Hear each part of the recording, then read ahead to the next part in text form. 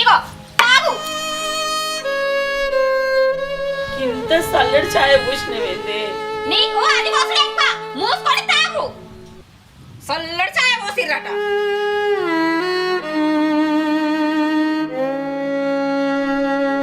ఏయ్ ఎందుకనే రైట్.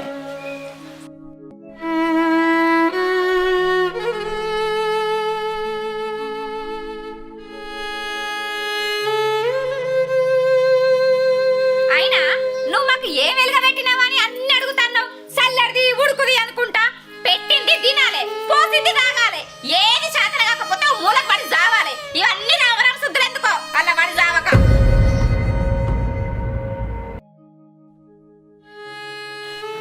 నేను కుక్కనా మనిషినే?